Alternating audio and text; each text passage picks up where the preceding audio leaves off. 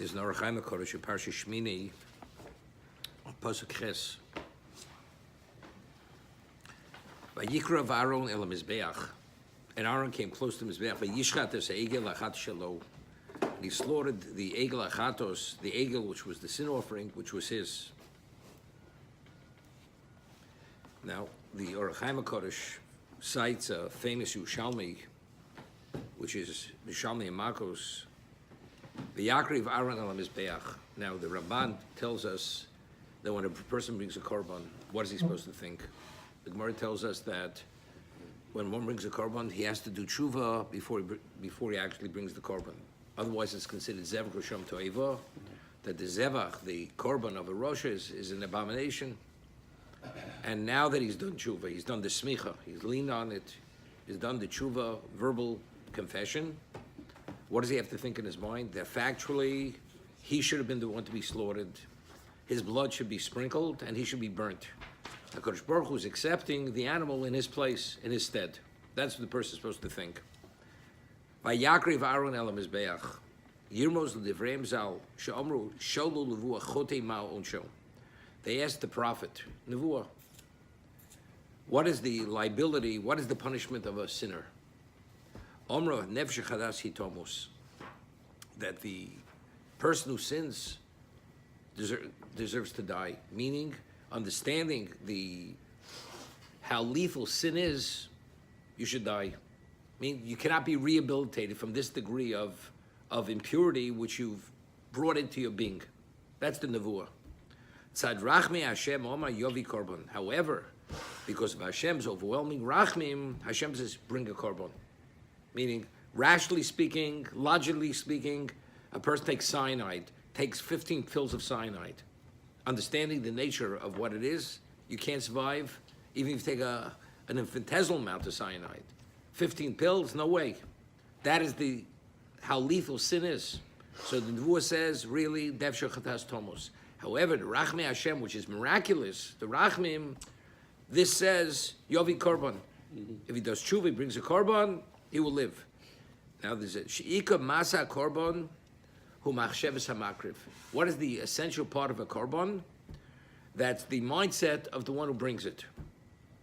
He factually, he is liable and deserving of whatever action is done to the animal should be done to him. Okay? Lizovach, lisarv halishim, to be slaughtered and to be burnt on the fire. And thinking this is the kapora. This brings the atonement. Understanding this. Appreciating the Rachmei Hashem. What does that mean, Vayakriv? He brought himself close to the Mizbeach.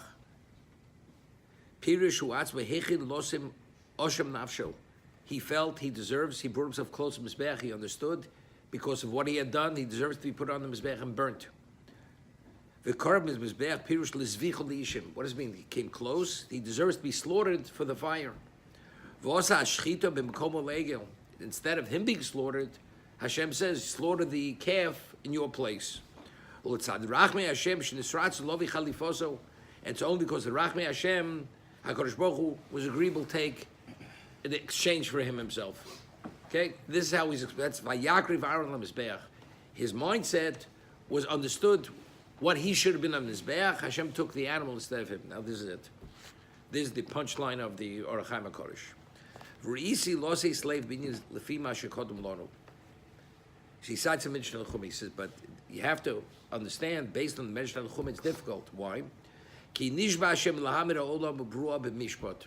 Hashem took an oath that the world will function and its creations in the context of mishpat, judgment, justice. V'chol ha'omei HaKadosh Baruch Hu v'atchen yivachu b'nei chayov b'nei me'ov. The verse is above a comma. Person who says that HaKadosh Baruch Hu looks aside and doesn't deliver divine retribution, his life should be compromised. Meaning, Hashem, for every nuance of transgression, there's punishment. So if on a rational level, the sinner deserves to die, and that's the only way kapara comes about, that's mishpat,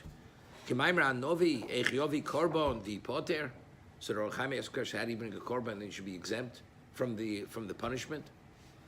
if HaKadosh Baruch Hu swore that the world will function within the context of justice, and justice says you're supposed to die, as the Navi says you're supposed to die, how do you bring the korban instead of the person, in the place of the person? That's our Chaim HaKodesh's question. The Nireh. I understand the question, but Hashem has given us. But it's not mishpat. It's not mishpat. That's not justice. Right, but Rachamim is there because we could never survive. I mean, Hashem put Rachamim. But that's not mishpat. But factually, what does mishpat mean? Mishpat means justice. So what's the question? The question is how does the korban? How can there be? Well, there could be Rahman other time. It says nefshach. The Navi says it says the Es Nevuah. What is the predicament of a sinner? He's supposed to die. Mishpat says die. That's what Mishpat says. So if Mishpat says die, so how do you bring a korban? Evidently, that's not Mishpat. That's his question. Is bring the korban Mishpat is not Mishpat. If it's Mishpat, it's not a problem. But we have to reconcile that it's Mishpat. So he's asking, how's it Mishpat? If the Navi says Nefesh Chatos Yom Tomus, that he's supposed to die, so evidently the korban's not Mishpat. Correct? So how do you bring the korban? So the Mesilas Yesharim, Ramchal speaks about this. And he explains that if you go through Rabbeinu Yonah, the many levels in Shari Tshuva, when you do Tshuva, it's not just, I regret and I make a commitment not to do the future. That's the most, such a superficial level of Tshuva. There are all many levels of pain and embarrassment and agony and continuously reflecting over the wrong he had done. And all this, he explains with a moshel, person has a garment which is embedded with uncleanliness. And you just soak it slightly and you wring it out. How much of the dirt did you extract from the garment? Only a superficial amount of dirt. Because it's so embedded in every fiber, unless you actually penetrate every fiber to extract the uncleanliness, it's staying in the garment. So Rabbeinu Yonah says the same thing. It's based on how deeply the remorse is, how painful, how much you pained. Based on that will determine to what degree you purge yourself of the impurity of the chet. That's Rabbeinu Yonah Shari Tshuva. Okay? So therefore, so what's mishpat? Mishpat means if you want to be fully atoned, you have to what? You have to die. That's the way you extract all the impurity from the person that his neshama shouldn't be tainted. So how, by bringing a korban, does that bring about the same result? How's that mishpat? So he explains it in Mesilas Yesharim. When you do a sin, you have a degree of joy, pleasure, whatever it is. So when you agonize, when you have remorse and you agonize and you're pained and you're embarrassed, that itself is the mishpat in place of the sin. The pleasure that when you transgressed. That's how he puts it in a context where it's really you've paid your due, so to say. That's the Mesilas Yesharim. However, he says, he says,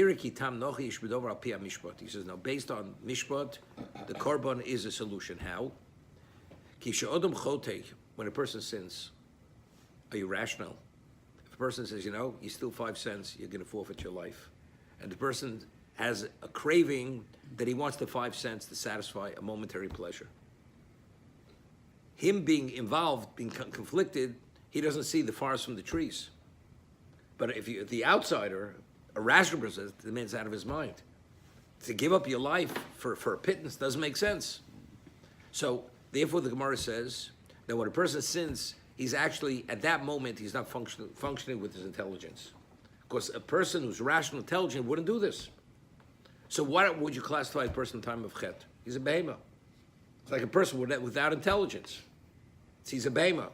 When a person does tshuva, and he has remorse, and he has recognition, and he verbalizes the wrong, he's regained the status of what? He's a rational human being.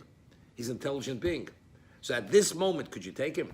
You're taking a human being in the place of an action of a person who behaved like a behemoth, like an animal. It's behemoth for behemoth. So it's behemoth for behemoth. So and he quotes Al derech omrim zal, in odam ove aveiro. The quotes the Zohar. A person doesn't elim kei nichtus ruach shtus. It's like temporary insanity, a foolishness like a woman chas v'sholom. She's called a woman who's indulged is called a sota. Samach and shin, they interchange. But if you put the dot on the other side, how do you read it? Shota, she's crazy. A woman's married, she has a family. She commits adultery, she has to be out of her mind. In terms of the ramifications and the consequences of this behavior, how does she do such a thing? The answer is she's a shota. At that moment, the Yetzer Hara took over her life. She gave up her intelligence at that moment. She's behaving like an animal. And it's very good with the Mishnah in Sota. Why is her korban mincha sa'orim, right? Barley. He also ma'aseh behema. She behaved like an animal. Therefore, a korban is animal fodder. Therefore, it's sa'orim, it's barley rather than wheat. Right? It works out beautifully. V'naseh behema ubiyom shechoza b'tshuva ruach hi be'enosh. Now, when he does tshuva, now he has the spirit of a human being. V'olam madregas behema madregas odom. He's been elevated at that moment from the animal status to the human being status. Is it appropriate to take the life of an odom, of a human being, for the behavior of an animal? So what do you bring? You bring the profile of the animal, which was what he was. And you associate with the pain of the person who does the tshuva, understanding that really, because you behave like a behemoth, this should have happened to you.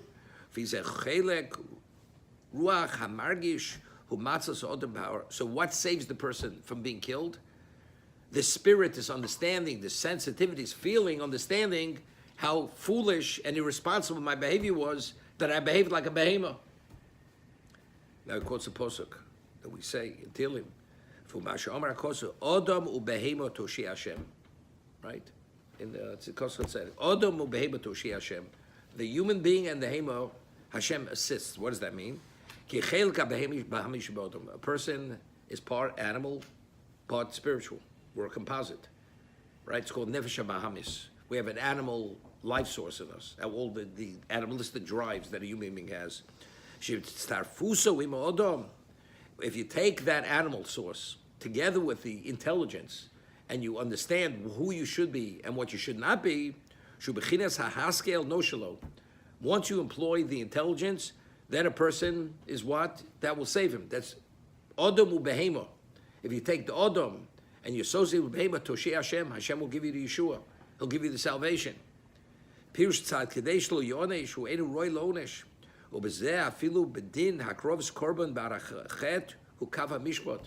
So now taking the animal for the person, that's within the context of what? Of justice.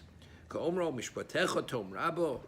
says the mishpat of Hashem is like the depths, deep waters, which are endless, which we can't fathom. Odom behema toshi Hashem. The Odom together with the behema toshi Hashem, he will merit the Yeshua, which is full atonement.